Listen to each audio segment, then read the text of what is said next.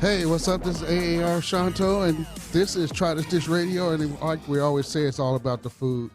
And I want to thank Spoony Radio for letting us do our show here. We been here for, I guess, about 2 months or so, and I got my sidekick and technical director.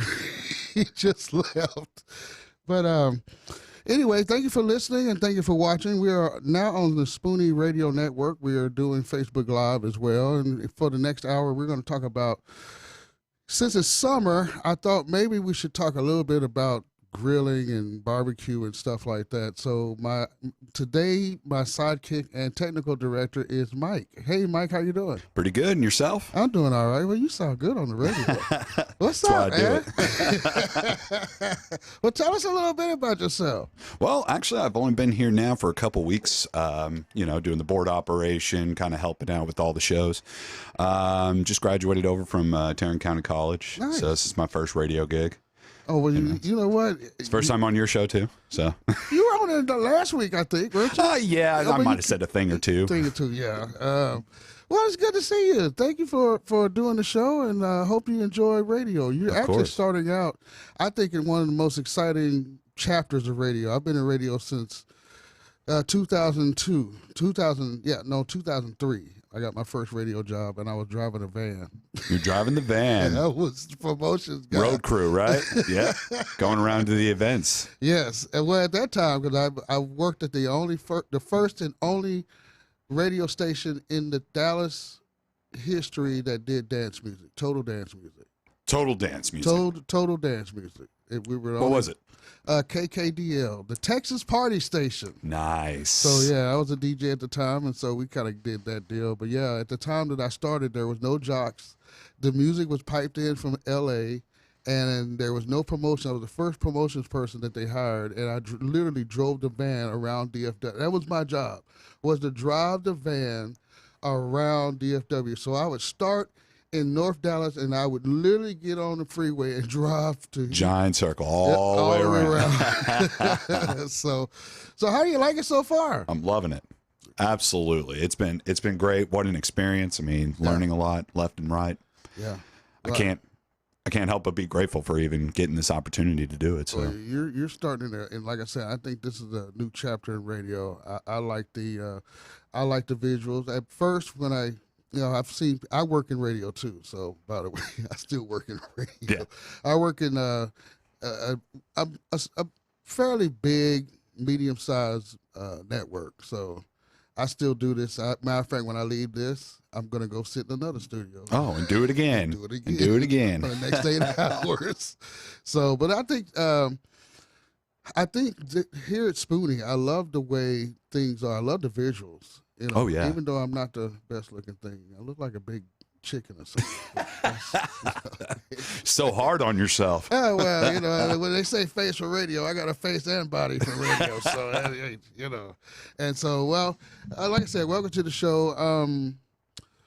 So, like I said, we're going to talk about grilling and barbecue. Oh, so, what is it, because summertime, people like to get out and grill. I don't get it. I grill. I've grilled in the snow. 24/7, 365. If I feel like eating charred meat, I'm gonna.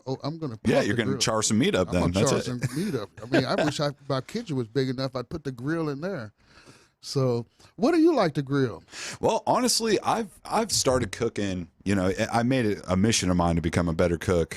I'd say probably about 3 years ago. So I started off with some steaks, like steak fajitas, chicken fajitas, and like fajitas is one of my favorite dishes ever, So Nice. I started with a cast iron, went from there. There you go. It took me quite a few tries to get my technique down, and then I kind of moved it out to the grill during the summertime. I'm a summer griller myself. There's nothing like a 6-pack of PBR and a grill and just chilling outside, trying to get your technique down. I love it. I really do. Yeah.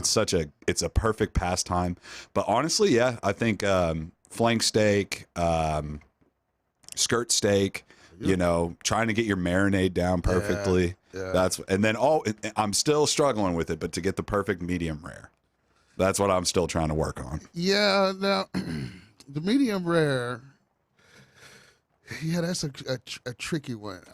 There for a while, when I first, I guess about maybe 2 or 3 years ago, when the show started getting really big, I used to ask every chef, how do you fix steak correctly? And so I've seen different ways of doing it. And I like mine medium rare to rare. Depends on how much bourbon I've had. So And you're trying to judge. Yeah. And you're like, you know what? That's good enough. Exactly. I do that a lot. But yeah, that's like you. I like to do different things, kind of get that, get something together. But my biggest problem is I'll make something really great and I forget to write it down. And then the next time I want to do it, I'm like, how did I do that again? And you're trying to repeat it off memory. Yes. Oh, that's so hard. I do a lot of dump cooking. I mean, I used to, and I've just to go back in history. Try to Dish Radio started off as actually a YouTube channel. I used to cook on YouTube, and I would have these recipes and to do all this, video shooting and all that. And I actually right now have about 20 recipes that I've done, but I haven't shot yet.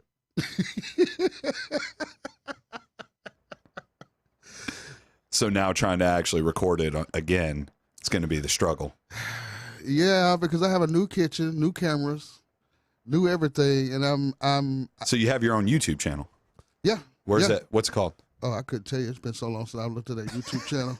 I mean, people that know me will tell you I'm so scatterbrained. I mean, come on. I make Lucille Ball look smart sometimes. It's just. Oh, Ricky. That's great. I like that. No, yeah, I do have a YouTube channel. I think it's called Indie Radio Factor or something like that. You can look me up. It's Sean Young on YouTube. Okay. I couldn't tell you what's on there right now. I would be honest with you, I'm probably going to be embarrassed because there's all kinds of stuff. I used to. When was the last time you posted a video on there? Ooh. Let's see. I've been doing this show since 2000. Yeah, it's been a while. It's been a while. It's been a moment. It's been a millennium.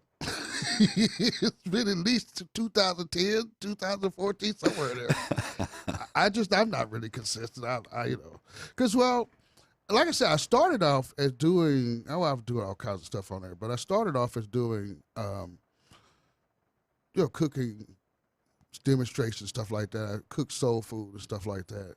And being in radio, I figured, well, it's probably going to be easier for me to do radio version than it would to do YouTube.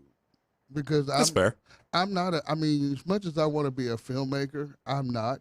I can edit, but believe me, my shooting skills. Getting a good shot, stuff like exactly. that. It's not an easy, it's a talent. It's a big talent, and I don't have it. Yeah, it takes a lot of practice, a lot of dedication, and it does take that raw talent. If you don't have it, you're just not going to make it. Exactly. So I like I said, I scaled it down and started Try This Radio, and then Darie came along, and we just kind of the show has just. If people ask me what do I do on Try This Dish Radio, I tell them a little bit of everything. Like next week we'll have a guest. The week after next we may not have a guest. Today we're going to talk about barbecue. So I kind of mix it up. So you may see some videos out there since now that we've moved to this type of format. I've been thinking about maybe doing some cooking demonstrations at home and sending it to y'all to use that as content. So you never know, Have you ever grilled with the egg? Have you ever used an egg before? I have not used an egg before. Okay. You talking about the big green egg? Yeah. Well, that's one of the brands. But yeah, so I tried cooking a leg of lamb on an egg. Mm-hmm. Lamb's my favorite meat. I love, you have to cook it a certain way because sometimes it can be a little too gamey. Yes. But I love the flavor. And so I took a leg of lamb and I put some lemon pepper on it. I placed salt, a little parsley, olive oil, let it marinate at room temperature. It was saying to do it about 4 hours. I did it about 2.5. Yeah. took it and I placed it on the egg. Well, the thing about the egg is that, it's all about how you choke it. Yeah. So, the airflow, if it's wide open, it's going to get hotter, with the charcoals and the mesquite wood, whichever one it is that you're going to use. Yeah. So I was really attentive because a leg of lamb is not cheap. And so I wanted this to be a perfect cook. And so, mind you, I had bought some sausages as backup if I messed up the leg of lamb. So I had already cooked the sausages. So I'm working on the leg of lamb. And That's so nice. I was turning it every 10 minutes and it had to stay on the grill for about 40. Yeah. So I kept the temperature at about 300 or just below. And with each flip, I noticed that everything was going good. It had a good char on the outside. Everything was fine. Well, I guess on the last flip, and I was with my family. And so on the last flip, I had lifted it up, did one more flip. Well, the top flipped wide open and I didn't notice it. Oh, man. And my mother was with me. Yeah. Because she loves cooking on the egg. Yeah. And so I had walked away. Well, it got up over 360, 370. Oh, my goodness. And it sat like that for about a good 8-9 minutes. And so she gets up and she closes it and the temperature drops back down, dried the whole thing out. Oh, my I was goodness. so mad. I was so mad. But Yeah. like your first, like just on the exterior, it had that perfect crust, a perfect seasoning, a perfect char, might you say. But then the deeper you just noticed how dry it got. Yeah. Very big disappointment. I want to do it again because I almost had that perfect. Absolutely. And that's one of the reasons why I wanted to start the show, because I like to see people cook. That's how you learn. That's how you, Oh, yeah, exactly. Oh, if you know how many steaks, I probably have bought $1,000 worth of steaks. Oh, my gosh, really? Oh, I've burned up so much meat, it's not even funny. Because that's how and for you that are looking and on Facebook, that's what happens. You literally have to destroy food. We work with the World Food Championships, and they have to bring their own. They have to bring their own food, and so but that's how you learn. That's how you get great at it. That's Absolutely, how you get better at it, because now okay, we won't do that again. Yeah, that's right. That's right. So, but yeah, I have burned up a lot of food. I really have. Thousands of dollars of disappointment. Well, for me, now I have a dog, and Darie hates for me to talk about this dog, but he's kind of the show mascot. He's a German Shepherd, not bulldog, German Shepherd boxer. Okay, and if you've ever had a boxer, if you know anybody with a boxer, it's a stupid smart dog. And I don't mean to be mean, because I know there's somebody out there in Facebook land that's going, he was talking stupid about dog. No, trust me, it is a smart, stupid dog. This dog chases his own tail and doesn't get up to do it. He just crawling on the ground, chasing his own tail. Yeah. That's it. Yeah, that's a stupid smart dog. No, but yeah, he was happy. Trust me, he enjoyed that. He enjoyed that. So, but yeah, I grill. Don't grill as much. When we moved into our new house, I used to grill all the time, and I would grill everything from. One thing that is an acquired taste, but I've actually finally got it. I used to not like grilled fish. I thought that was the worst thing a person could. Look, I'm from Texas. We eat fish two ways: fried and double fried. That's about it. Yeah, so that's about it. It's not tossed in a pan, put in an oven, or grilled. No, it's got to be fried. But I've gotten to the place that I enjoy a nice grilled fish. What's your favorite kind of fish? Fried, I love catfish. Catfish. Oh, of course, yeah. And I want It's a delicacy. Anybody here that's in the fish industry, can you stop with the farm fish? Give me some real fish out of a lake. Come Absolutely. on. Gutted, skinned, and ready to go. Yeah. As far as grilled, I love tilapia. My wife's from the Philippines, so we eat grilled tilapia is some good stuff. Put it over a bed of rice. Oh my goodness. Oh yeah. We have to go home and cook before I go to work. But yeah, grilled tilapia. I like grilled tilapia. I will cook now. As far as, and I know this is not grilling, but sometimes I will throw some salmon in the oven. Just a nice, kind of like you do, like pepper, lemon, A little bit of oil, just kind of let that joker Yep. marinate. Oh, yeah. Put some rosemary on there. We're good to go. That's it. We're good to go. I just recently took a trip to the Philippines, and although I'm from Texas, I'm not country. I got to see me and my brother-in-law and his two of his friends went out to. They have a farm where they have all these ducks. 1,000 ducks, man, and I play with you not. They're baby ducks. I've never seen that many birds in one spot in my entire. It's an infestation of ducks. When they went into first of all, this field is enormous and it's rolling, so it's got like little dips and valleys. Right. And all of a sudden, I see this big black massive thing coming towards me, or towards us. And it's all these baby ducks, and they get into this little pond. I'm telling you, you couldn't see any water, and it looked like a herd. I think about a. They made it look like a kiddie pool, just filled with baby ducks. Exactly. But anyway, the reason why I brought that up is because we went out there, and I got to see someone gut and cut up a chicken, which was interesting, and we had catfish and we had tilapia grilled. But they were live. They were live. I mean, the same catfish. That's interesting. The same catfish that was jumping out of this bucket, I ate like 30 minutes later. That's pretty cool. Yeah, it was. And the meat, oh my God, it was great. It's fresh. It was. I mean, you can't get any fresher than that. No, you can't. Unless you get one straight from the water. Yeah, straight from the water. It was interesting. I mean, it was, and we grilled them. And I mean, like a campfire, and I mean, it was interesting. I really enjoyed it. So yeah, I've kind of moved into the fish thing. Now chicken, I do a lot of chicken as well. Right. You know, I have done. Matter of fact, you were talking about burning up or drying out a leg of lamb. Mm-hmm. I got a story for you, just almost like that. I'm like you. I like lamb. But it's got to be cooked a certain way. It has to be. It could be too gamey or too dry, and it's got to be. There's a yep. I mean, there's just. I mean, it's not. There's no room for error. And no room for error. Well, but this error, the room I made was so big, it's bigger than the studio I was in.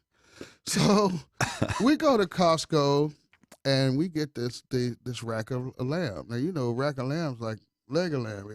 It ain't cheap. Yeah. Ain't that much to eat either, but anyway. No, it's not. Not for that price, but it's so good if you cook it right. It is.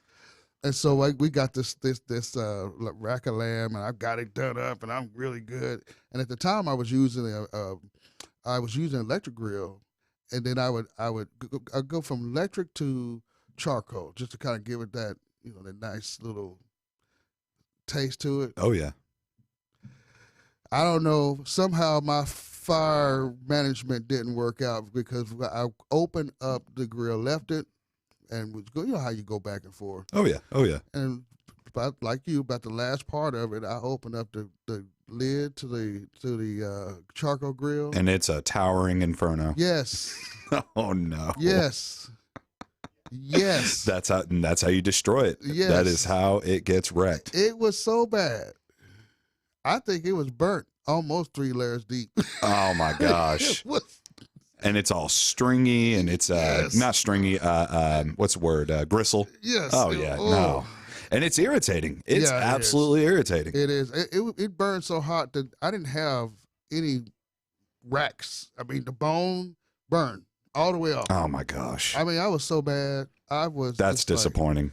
Yes. And if we didn't it's like $20-$30, and it's down the drain. Yeah. And at the time, me and my wife were still getting to know each other. So she comes out, and she looks at it, she looks at me, she just walks back in the house like, what did I marry? What's going on here? You married a true champion is what you married. But yeah, I like to man who can own up to his mistakes. But Well, those kind of mistakes like that you can't hide. No, you can't. But yeah, I mean, I like to grill a lot of things. Now, what about vegetables? You like grilled vegetables? Yeah, I do. You can do squash, zucchini. That's always a really good, easy thing to go through.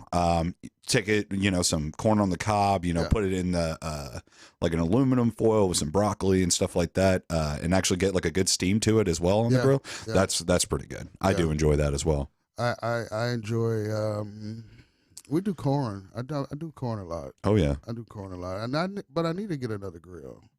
I've got a gas grill, and I know people out there, but I've actually turned my gas grill into a smoker. Now, as far as I don't really get into the whole brisket and all that kind of stuff. Right.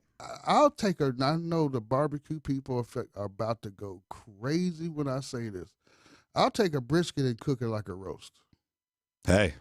I mean, I love it that way. Oh yeah. I don't. Do you pop it in the oven for a little bit before it goes on the grill?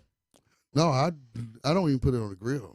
I literally will take a brisket and throw it in a crock pot and let it cook and cook. And nothing wrong with that. And it's just as, I mean, the meat, it just falls apart. Yes, it does. I like it like that. I don't really have that much time to dedicate to, you're talking about 12 hours. 12 hours to me is a lot of time to do a lot of things. Yeah. Oh, yeah. And when I go home, I don't sit still and watch football games and stuff like that. I work almost 24 hours a day because I run my own radio network as well. So and it's just me. So I've got to, I do this show. I do the radio network there. I do my daytime job. Plus I do Uber Eats. So as far as trying Where do you sleep? Well, sometimes I sleep on the floor in my office. There you go. There you go. If I can get about 5 hours of sleep, I'm good. You can survive. You'll manage. I'll manage. Yes, I'll manage. That's fair. That's fair. So, but I do a lot of different things, and when you grill like that, you want to be able to go out and look at the meat and do all this kind of stuff. So as far as like the long term stuff, I don't really do that. I mean, I might do. Maybe 4 hours, depending on what it is. Gotcha. And I did a turkey for Mother's Day. We won't do that again. Yeah. For Mother's Day? Yeah. Wow. Well, someone gave us a turkey. This thing was in the freezer for like millenniums. Yeah. And so I'm like, okay, I got to do something with this. Yeah, I got to get rid of it. Let's just say somebody's going to be happy if they're in the dumpster. Because there's a whole turkey in there. There's a whole turkey. Now, when I cooked it, it wasn't that bad. It's when I seasoned it. That's what the season didn't come out right. What happened? What'd you use? I said, okay, I like grilled turkey, smoked turkey. Okay. I do love smoked turkey. But I decided I'm going to play Cajun. And got a little too spicy. Yeah. Got a little too happy with the Cajun spice. We won't do that again. Yeah, what is it? Did it just like sink into that meat of the turkey? Oh, yeah. Oh, my goodness. And I love Cajun food. So all you Cajun people out there, I'm not trying to be mean. I just messed up. But it's too spicy, too salty. It was exactly. Too spicy, too salty. It was moist. I achieved that, but you couldn't eat it. And you couldn't get past the flavor. Too much flavor that was on it. Yep. Yeah. And so, again, if you're cooking and you want to grill, and you those are mistakes that you're going to make. You as a cook, anybody that's a cook or chef will tell you that you are going to fail, and always taste your failure. A lot of people might taste a little bit of it and move on. You gotta enjoy the failure. And the reason why, because when you enjoy it, you'll get to understand what not to do. Exactly. Absolutely. I understand what I will not do. You're going to finish your plate. Here you go. Like everybody eat. Enjoy. Yeah. It was enjoyment. It was so bad the dog didn't eat it. That's the one thing the hair dog did not eat. He's your number one critic. Yeah, well, poor dog. And I'm the fat one. Yeah, and that doesn't make any sense. Well, no, it doesn't. It doesn't. He's lean and mean, and I'm a big guy. So, but we're going to break here. When we come back, we're going to continue talking a little bit more about grilling, and I'm going to look in my little book and see if I can give out some ideas. And Mike, see what kind of ideas you have coming up. Sounds good. All right, we'll see you later, or see you on the other side, right here on Try This Dish Radio. I am AAR Shanto. It's all about the food.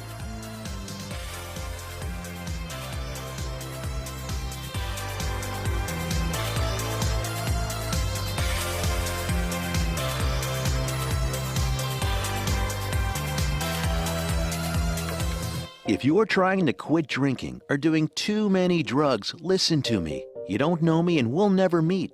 I had a problem like you once. I drank and used to party a little too much till it got out of control and almost ruined my life.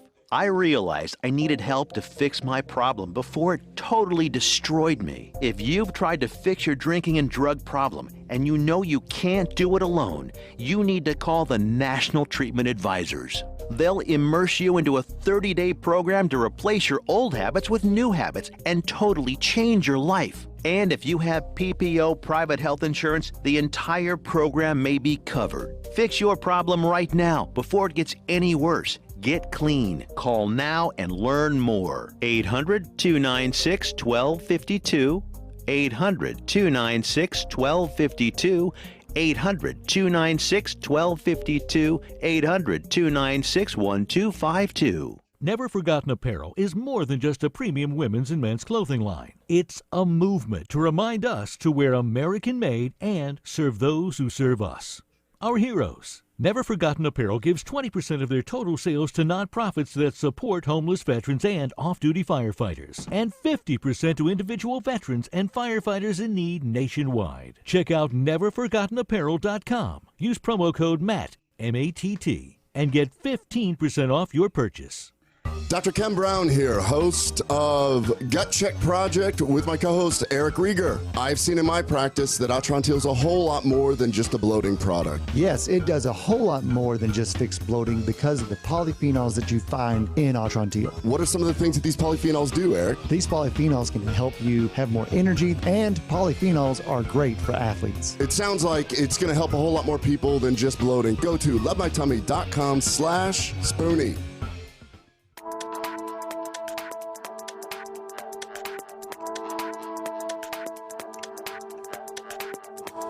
Welcome back to Try This Dish Radio. I am AAR Shanto, and I have my technical director here, Mike. Mike, what's your last name? Corkum. Mike Corkum. Mike Corkum. I have to apologize. I am bad with names. I thought your name was Mike, but that is my number one flaw. I think that might be everybody's number one flaw because I'm pretty bad at it. I have to admit I am pretty bad at it. They say what you have to do is, I guess, like once you meet somebody, you got to say their name like 3 times really quick in order to try to like get a memory with it. And you have to say it differently each time, and that's how you remember somebody's name. I have to do that. Good little practice. I would have to do that. Well, welcome back to the show. We're talking about really just having a general conversation. I know radio people are just cringing right now. I like to do radio like that. Oh yeah, me too. Now, if I'm doing political talk radio, that's a whole nother beast. I kind of do a little bit more prep there, but you know, I went through all kind of ideas. But right now, it's summertime, so I want to talk about grilling and different forms of grilling, and I want to show this book. Now, this book here, you'll never guess where I got this book from. Where'd you get it? I got this book at Goodwill. Really? Paid 25 cents for it. Nice. So that's a steal. Yeah, that's a steal. And the reason why, and I've got several of them where I've gotten, I have a Betty Crocker book that's like this. I paid $1 for it. So, and the reason why I say that, I bought this book because, well, first of all, it's Kingsford. And Kingsford, if you need, I could use a sponsor too. So if you want to ship me a big old box of, yeah. But no, I've got this because, Kingsford is kind of known for what they do. And there's different recipes in here. And sometimes I like to look at recipes and change up recipes and stuff. Have you ever grilled or barbecued shrimp?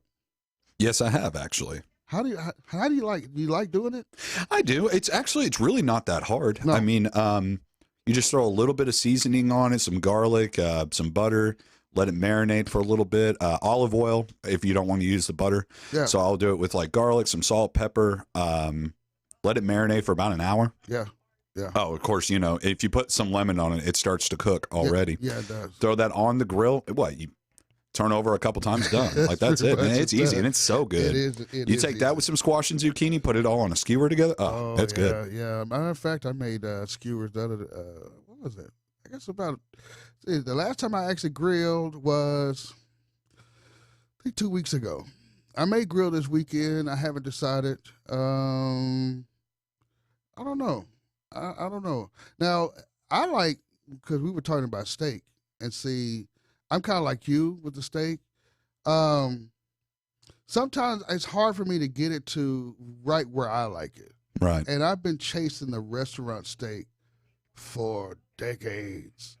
And I've done it twice. And the first time I actually learned how to make steak correctly was watching Gordon Ramsay. Oh, really? Yes. On Hell's Kitchen, matter of fact. They were doing a filet mignon. And that's what he's known for. You know, well, he's known for a lot of things, but that and the beef Wellington. Exact. Oh my goodness! You must have seen that YouTube video he did of beef Wellington? No, I haven't. Oh my goodness! If you really want to, and that's another dish I would like to make. I can't. There's 2 dishes that I want to make. There were 3, but I made one. One was lobster macaroni cheese. We'll never do that again. That sounds amazing, though. It sounds Is amazing. it too many steps? No, I mean, it's fairly easy. Now, maybe I cooked it wrong. I just didn't like the taste. The taste for me was just a little... Was it bland, fishy? I think what I did is I used the wrong type of cheese, to be honest with you. Because it was I used more of a white cheese instead of... I couldn't even tell you what the name of the cheese was. Yeah, we won't do that again. Sounds like kind of a white cheddar kind of white thing. Cheddar Yeah, is exactly what it was. Yeah, let's not do that again. But sometimes I'll say, okay, let me go back and look at that. Beef Wellington and tomahawk steak. I want to grill a tomahawk steak. Explain to me a tomahawk steak. You see, I know certain cuts and stuff, but I mean, what's a tomahawk steak? Oh my God. It is a steak that's almost as big as your head, and it has a bone in it. Basically, to narrow it down, is nothing but a big ribeye. That's what ribeye steak is. And the bone just kind of hangs off of it, right? Yeah, the bone hangs off of it, and it's thick. You can get them small. You can even get at Costco's. You can actually get them really reasonable. You get a package of 2 for like $80-something bucks. But if you get that's a reasonable price. Oh, it's a lot of meat. Yeah, it's thicker than you would, just getting a ribeye. Because like I said, there's really nothing more than a ribeye steak. Right. But it's just huge. And the meat is so great. I mean, the meat is just great. But it sounds like it's a rare cut too. It is, because it's a thick cut. Most of the time, a lot of times you have to go to a butcher to get one. They also call it a rib roast. It could be the same thing as well. It's about that thick. It's a thick piece of meat. Now, when I first started looking into buying one of these, the cheapest one I found, about $200. Oh my gosh! I've seen them go up as far as $600. Yes. Yeah. You're looking at me like that meat better change my life. No, it's seriously, yeah. $600. I was just like, yeah, really? I'm like you. I can go buy a cow for $600. I mean, come on. Exactly. I can go buy a cow. You can. I think you can get like half a cow for about $600. Yes, actually, you can. If you want to do now, if I want to go the Philippine way, I can probably get a water buffalo cut up for about that much, and that's bigger than a cow. Right. So, yeah. So that's a piece of meat that I'm just not willing to invest in. Not like that, man. Now, if Gordon Ramsay ever comes to Dallas-Fort Worth and I get a chance to meet him, I might take him one and say, hey, can you show me how to do this? Show me how to cook this. Show me how to cook this. But The reason why I bring that up, and I'm glad we talked about Gordon Ramsay, is because it's another way of learning how to cook.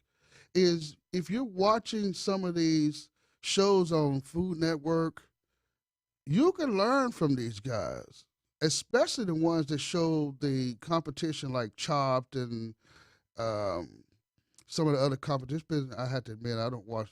I try not to watch Food Network, not because I don't like Food Network. I love it. But if I watch Food Network and you add a little bit of a glass of bourbon, I'll be in the kitchen next door to my studio / office. I'll be in there trying to cook the same thing. Right. So, which makes my night longer. I mean, my wife has finally gotten used to me banging in the kitchen because I don't get home from my day job until around 11 o'clock at night. And that's when the fun begins. That's when the fun begins. And so I try not to watch Food Network because I'm telling you, I will now to offset that. I will watch it if I want to learn something. I do a lot of DVR stuff, so I DVR stuff. But you can learn so much. You can even learn how to do certain recipes if you watch these guys. And a lot of these guys on Food Network, well, most of them are professional cooks. They may not be chefs, but I can tell you from being at the World Foods Championships, from working with some of the chefs that you see on television and talking to them over the years, I've learned that you can't do that type of cooking and not know what you're doing. So I like to watch. There is a skill that has to be honed in order to make it work. It is a big skill, but you could go and watch these shows, and if you have a DVR it and just kind of let it keep looking at it.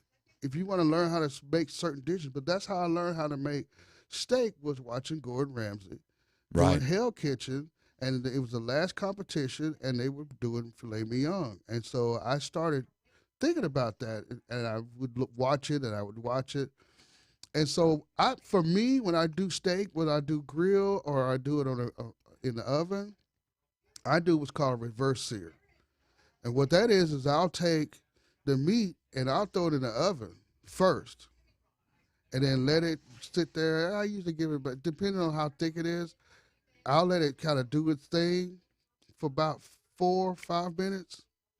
Then I do the sear. Like I'll put it on the grill or I'll put it in the pan and fry it up. Yeah. And it still seals in that meat, because if I do it the other way, for some reason, it just doesn't work for me. What's it do? Does it dry out? Does it? It dries out sometimes, and sometimes it just doesn't cook as well as it. I don't know what step I'm missing. I hear you on that. You know? I've also heard if you actually started off, if you place a steak in a frying pan or something to get both sides on a good sear, Yeah. and then place it into the cast iron skillet and actually have it on a lower heat, it'll cook way smoothly throughout the entire thing. But you already started off with a good sear on both sides, and it actually gives it more of like a succulent cut. That's why I've heard. That was a Facebook video. Made a lot of sense when I watched it. I was like, oh, that's actually kind of smart, but I've never tried it personally, so I couldn't really tell you. You know, it does make sense. I didn't think about that. Oh yeah, because when I do the sear like that, I usually use the cast iron pan. oh yeah. I never thought about using another pan to start the process and then Move it over. Yeah. Interesting. Oh yeah. See what you And learn on you're Try to using Dish? apparently you use a low heat. That's when you mix in like with the butter and stuff like that, and then you can take it and you can even throw it. You can throw the cast iron into the oven. Exactly. Yep, and let it cook all the way through. And I don't know how long. I haven't tried it, but I'm assuming 8 to 10 minutes probably in the oven. It should have like a really good, right. good cook. That's about right. Straight through. For a medium, for medium well, and you probably oven's probably about 400, 350. Yeah, that'd be about right. Yeah, I would say so. That'd be about right. I might have to try that, man. Yeah. See how it works for you. I mean, I haven't tried it personally. Here's yet, so. what we may do. You're good. I like you. Here's what, because we were talking about maybe making some content for Spoony Radio. Maybe I will try that in the kitchen and see what we come up with. Hey, that sounds like it could be a good plan. Because I've got one of the same type of cameras you have. I have the Rebel, Canon Rebel. I think I've used this camera 3 times. Ever. ever. But it films well. I might try that. I think it'll work really well. Because that's interesting. I never even, but like you said, you found it on Facebook. Oh yeah. So you get a chance to watch other people cook when you watch videos and stuff. I mean, I'll go out and I'll look at YouTube, especially if it's something that I want to cook but I've never cooked before. Right. I'll kind of get a sense of how it's done. That's interesting. I'm gonna try that. Oh yeah. I'm gonna have to try that. So Facebook fans, say that 3 times. You might see me in the kitchen again. I mean, I've really thought about with this format that we have here at Spoony. It opens a lot of opportunities and a lot of directions that I've been wanting to go Absolutely. and do. So that might be a project that I need to work on. If I can just get my wife to get in on it, she won't do it. She does not like to be filmed. She like to cook? I think that's how, honestly, I think that's, because, I'm going to go back here. My wife's from the Philippines. We did the 90-day fiance thing. So for all you 90-day fiance fans out there, the stuff you watch on the TV, yes. Because you don't really know the person, I mean, I knew. You haven't fully settled in with them yet. Yeah, we talked with each other for 3 years, and then we met once, and then she was here. We never spent a long time together. We never lived, and I hadn't lived with someone in well over 12 years. Oh, so yeah. it was a big learning curve for both of us.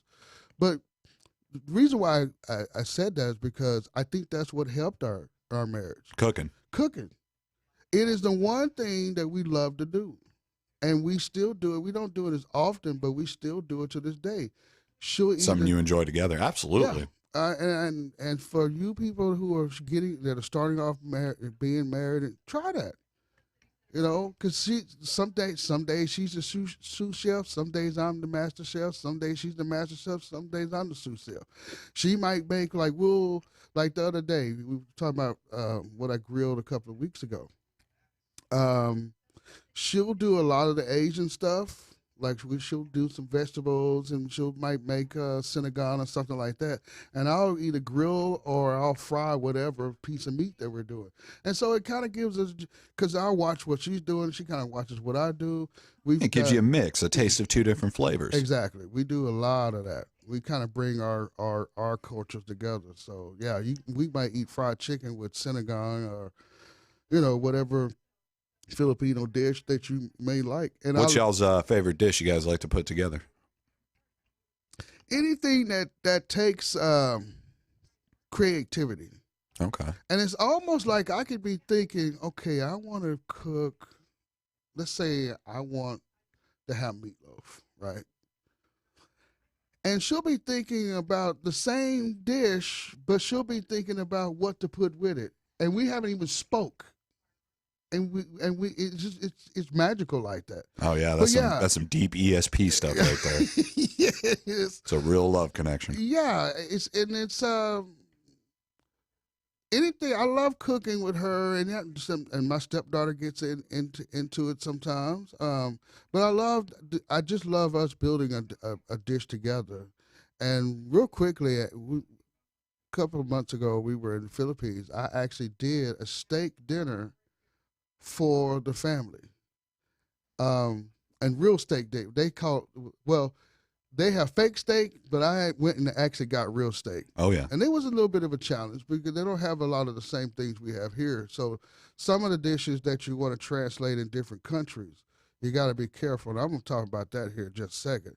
But I enjoyed it because I got to cook with her. I got to cook with her mother. My sister-in-law was my sous chef. She was doing the fries, and my wife was doing the chili. Oh, it was because I did chili and cheese, Wolf Brand chili, because they have no chili in the Philippines. So it's all the canned chili. They don't have nothing. They don't have anything. No. Oh man. They don't have nothing even close to chili. Doesn't even make sense. I mean, they're missing out. And they go crazy over this. crazy. Really? Yes, they absolutely. So I'm trying to learn. I'm trying to make my own alternative chili to sell in the Philippines. That's a very smart idea. Yeah, that's something I'm definitely wanting. Matter of fact, I've got not one, but I got 2 family members that are chefs that one's who hangs out with chefs. The boy got better knife skills than me, and I've gone to culinary school. Didn't get the knife skills. That didn't translate. Apparently not. No, that didn't, a lot of things didn't translate. But no, they don't have anything like Wolf Brand chili. But anyway, it was nice because I got to do these dishes, and I didn't even get any of the food, but I felt so good because I was cooking for my wife's family, and I enjoyed that. Absolutely. You know, and I got to watch me and her. It was almost like a symphony because I do the steak, and her sister was in there doing the fry, and we moved together because she loves to cook too. Oh yeah. And we just kind of moved together. It was beautiful. Now, if I could find a kitchen that I could actually do that with full time, I might become a chef. I highly doubt it though.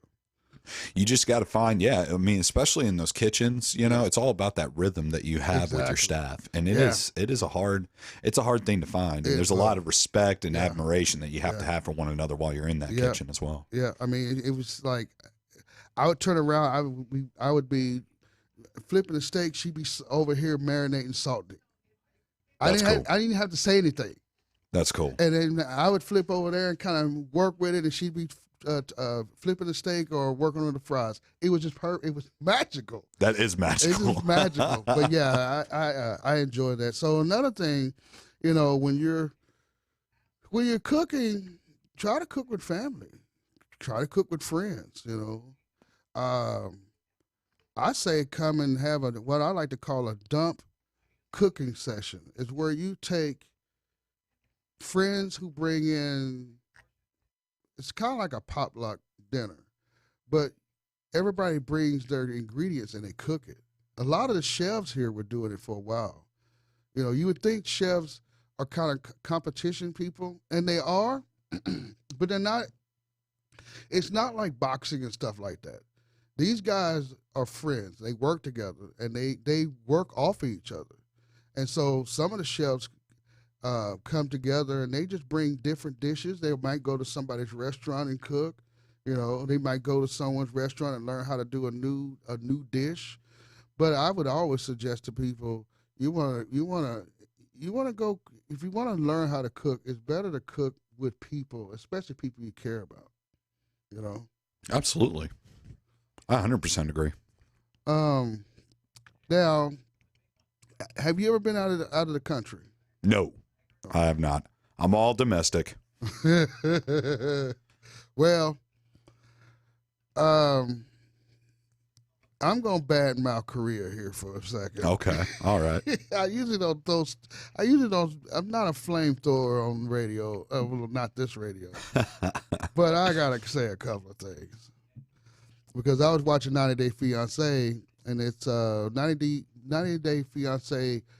What is it called? Basically, the American goes to live in the country versus the other country person or whatever. Coming to live in the United States, yeah. Okay, so this poor woman is living in Korea, and they were eating something, and she said, they don't have ranch here?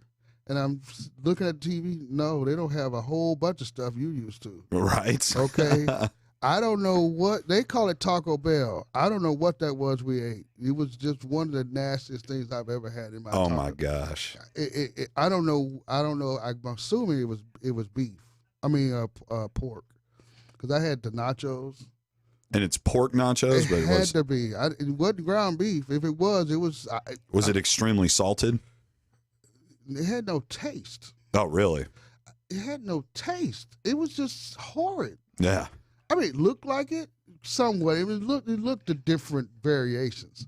It was a mystery meat. Might have been. So the reason why I bring that up, if you're going to go to another country, unless the food is so awful, and there are countries out there that, you can keep your food. I would suggest eating out or eating the native food, because what we have here in America, at least in Asia, you ain't gonna get that. It's just not. It's not the same. It's a totally different culture. Well, I take that back. Not Whataburger. Believe it or not, they actually have a Dairy Queen in Philippines. Interesting. Yes, they serve ice cream only, but it's still a dairy. It is Ice cream only. Yes, Okay, it is okay. a Dairy Queen. They got the blizzards over there. Yep. Oh, good. Yep. Kentucky Fried Chicken serves rice instead of mashed potatoes. Okay. Burger King serves rice as well and fried chicken. Interesting. That's cool. Yeah, like fried chicken. Yeah. McDonald's over there serves fried chicken. Man, they love their fried chicken over there. Well, over there you got Jollibee. Jollibee is one of the biggest chicken franchises in the world. So they've worked with these major corporations that have fried chicken in all their restaurants over in the Philippines. I think what it is, these corporations are trying to outbeat Jollibee, and that's just not going to happen. Gotcha. Because I've looked at possibly, I'd like to have a Jollibee here in Dallas-Fort Worth. The only Jollibee fried chicken place is in Houston. I know people, I'm one of them, who have driven to Houston just for this chicken. I play with you not. And you look and give me that look again. Yes. The chicken is that, because there's nothing else in America like it that I've tasted. Right. And believe me, I do fried chicken. Okay, I love fried chicken. Nothing close to it. They sold. Let's see. I want to say their total sales last year, revenue, maybe a couple of years ago, was $65 billion. Wow. In chicken. That's just like destroying what Chick-fil-A can do around here. Chicken. That is ridiculous. I mean, and every time we go, I've seen cars with license plates from Oklahoma. They're driving all the way down to get that fried chicken. All the way down to get that fried chicken. That's awesome. I mean, but anyway, they do chicken very well. So basically, to break this down is, if you go to another country, you want to try their food. Maybe get some recipes. That way you can bring them back and try to do it. But if you're expecting to get like what we get here, with the exception of Burger King, just get that out of your mind. That's not happening. I was ready. At Pizza Hut, I wanted, because when I order pizza, I want pizza a certain way. Of course. That was a disaster. I didn't even eat. I was so frustrated with that. I was like, we're not going to even eat. If y'all. This was a Pizza Hut in the Philippines? Yes. I was so mad at that dude, because I wanted something very simple: hamburger, onions, mushrooms. That was it. Couldn't handle it. He said we don't serve hamburger. Now, I just got through looking at your menu and it said cheeseburger. What the hell's the difference? Yeah. It's the same thing. Except what's the same thing? You know what I'm asking here. It's the same thing. It's cheese, pizza, sauce, cheese, meat. And I figured, okay, if you can't get the first ingredient, this is not going to work well. Just forget the whole thing. And yes, because I get frustrated very easy, especially in restaurants. I used to not be like that.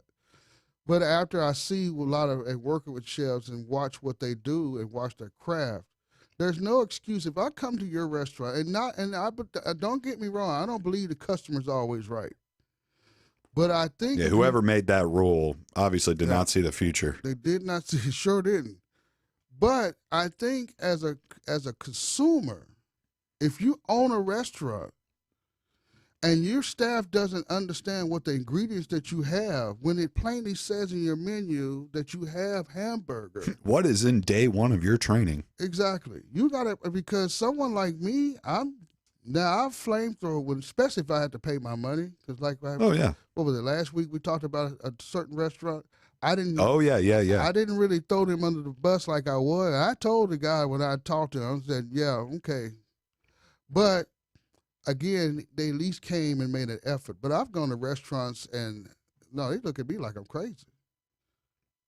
And that's not okay. No, that's not. That's not okay. Not as, and no, because but you got to make sure your staff knows what's going on.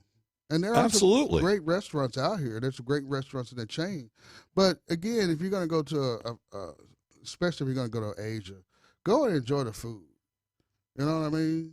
Kind of get away from the McDonald's and the hamburgers. Now, I will say McDonald's tastes the not Whataburger. Burger King tasted the same. So it's fairly decent. Right. It was fairly decent. Now, I will say I wanted to try that because I wanted to see how it would taste over there. So, but their chicken, it's crazy how these major corporations, like how the cultures go from country to country. Yes. Like even the flavors are still different because you're not going to be able to mimic the same flavor throughout the world. You can't. So, but anyway, well, thank you, Mr. Mike. Of course, it's been a pleasure. I hope this show is it sounded disjointed like it always is because I'm a disjointed person. But anyway, next week we shall have a guest. I haven't figured out who we're going to have, but anyway, as we always say, you have to cook. It's all about the food. This is Try This Dish Radio. I am AAR Shanto. Thank you, Mike, for all your help. We shall see you next week. See you Remember next week. to check out Spoony Radio on Facebook and SpoonyRadio.com. See you next week.